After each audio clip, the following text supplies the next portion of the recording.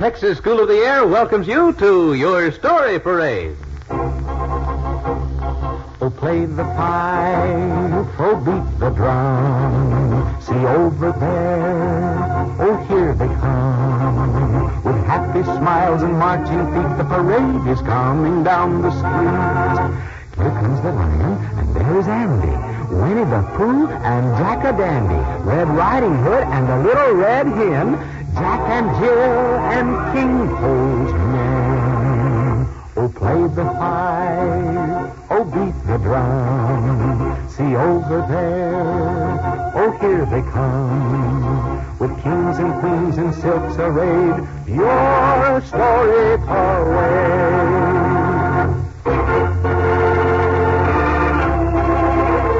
Boys and girls, you're listening to Your Story Parade. It's the transcribed radio program all for you. Yes, and it comes to you on your radio every week at this time to bring you Your Story Parade lady. Hello, John, and hello there to everyone listening. Story Parade lady, hello to you from all your friends. They're waiting now by their radio, waiting to hear your story for today. Oh, and today we have a wonderful story, John. It's a story about a king by the name of Midas. King Midas and the touch of gold.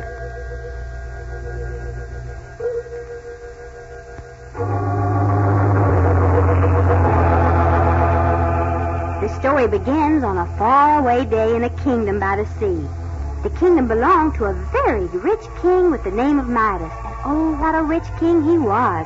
Why, do you know he had more gold than any other king in the whole world?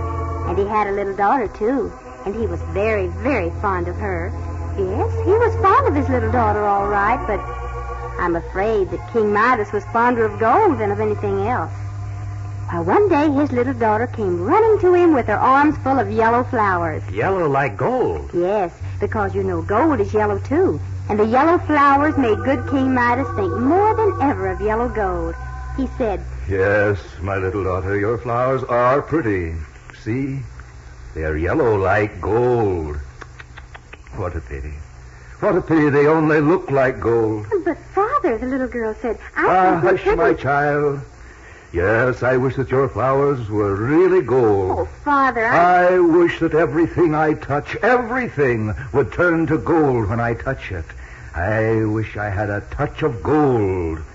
A touch of gold. Yes, a touch of gold. Good King Midas wished for a touch of gold. He wanted everything when he touched it to turn to yellow gold. Poor man. He didn't know that his wish would soon come true, and he didn't know the trouble it would cause. He whistled as he thought of the gold that he had, and at the thought of someday maybe having even more. And then, listen to hear what happened. Gold. Gold! Well, I'll unlock the door to my counting house, and I'll go count my gold once more. Good King Midas went off into his counting house. It was filled with bags of golden money, golden bars and golden vases and jars and statues. And there were iron bars over all the windows. He wanted to be sure that thieves couldn't break in. Nothing must happen to the good king's gold. Oh, but come, everyone listening. Come, and let's slip up close, and listen to him count his golden money. Gold all around me. Why, I have more gold than anyone else in the world. But I haven't nearly enough. What I really need is a touch of gold. How now, good King Midas? And what were your words of a touch of gold? I heard a voice. A voice where there can't be anyone. The windows are barred and locked and... Oh! A shadow has fallen across my golden coins. A shadow here across my table. How now, good King Midas? Be not afraid. Who are you? I see you. What are you? Only a stranger. A friendly stranger, O King, with a touch of magic in my words. Would that I had the magic touch. A touch of gold in my fingertips. You wish for the touch of gold? I want it more than anything else in the world. Are you sure it will make you happy? Very sure. Good King Midas, when the sunrise comes tomorrow, in your fingers you shall have the magic touch of gold.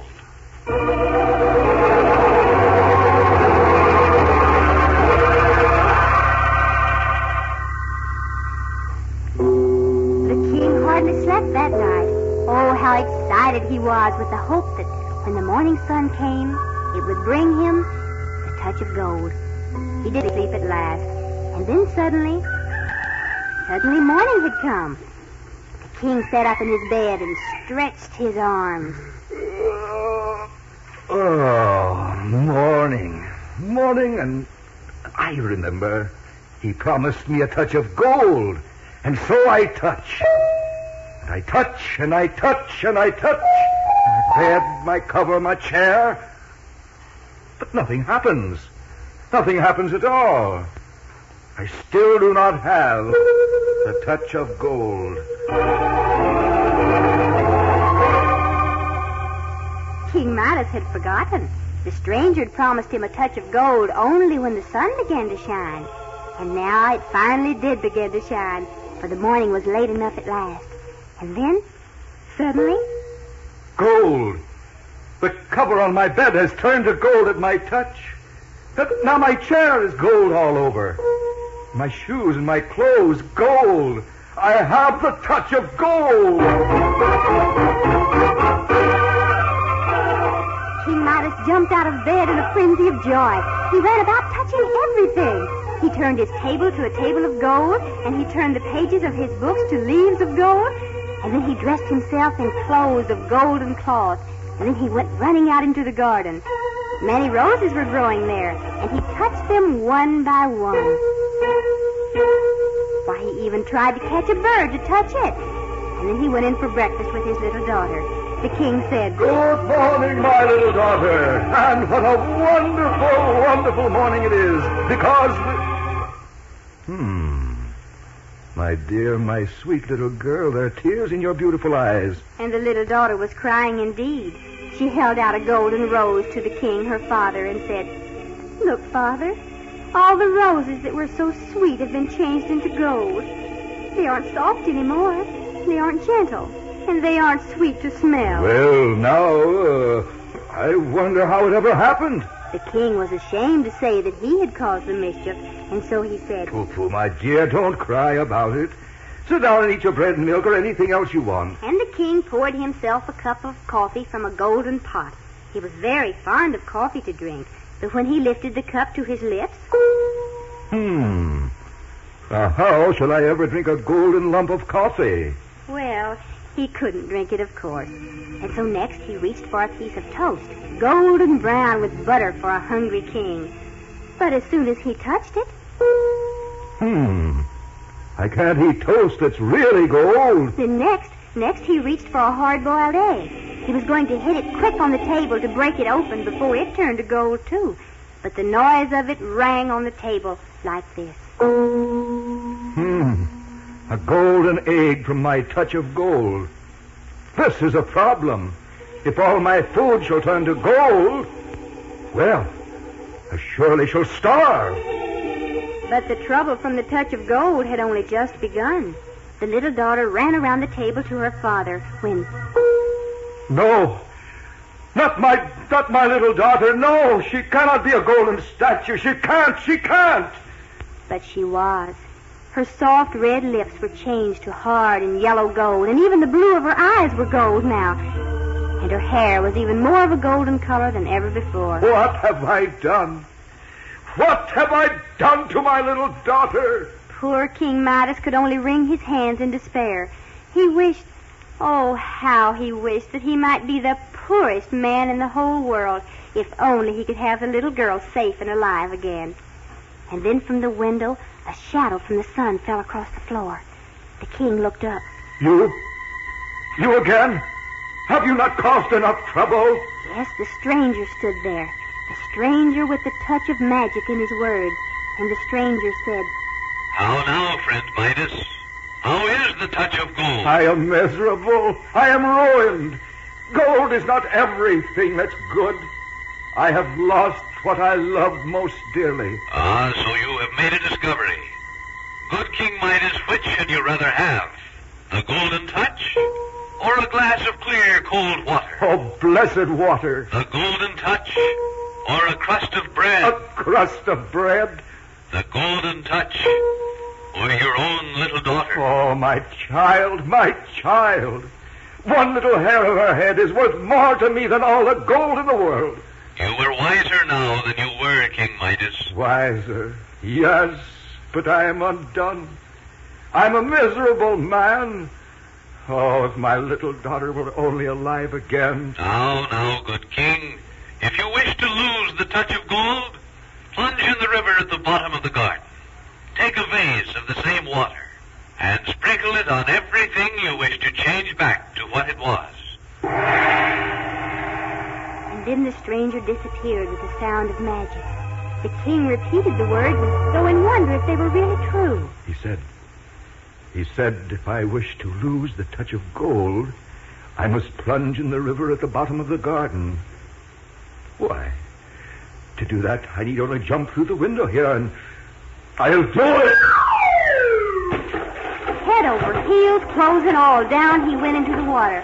Oh, how he splashed about. His golden clothes weren't gold anymore, and he poured water from a pitcher on a golden rose, and there it was, lovely and alive again. Oh, yes, the touch of gold was gone forever. But to finish the story, old King Midas came running back up into the palace with a pitcher of water, and he sprinkled it over the golden statue of his little daughter.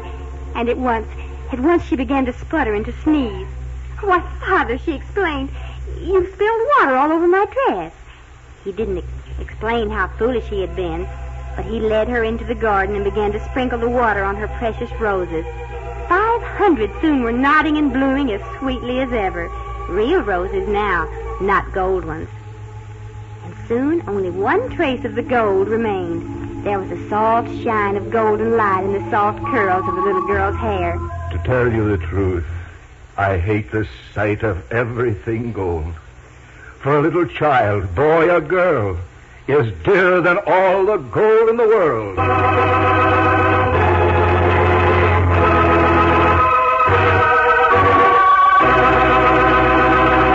And that's the end of the story of Good King Midas and the touch of gold. What a happy story it was. But Story Parade Lady, what's our story for next week? Oh, next week, John, it's the story of the gingerbread man. Be sure to listen, boys and girls, next week at the same time, same station, for the Story Parade Lady and the story of the gingerbread man.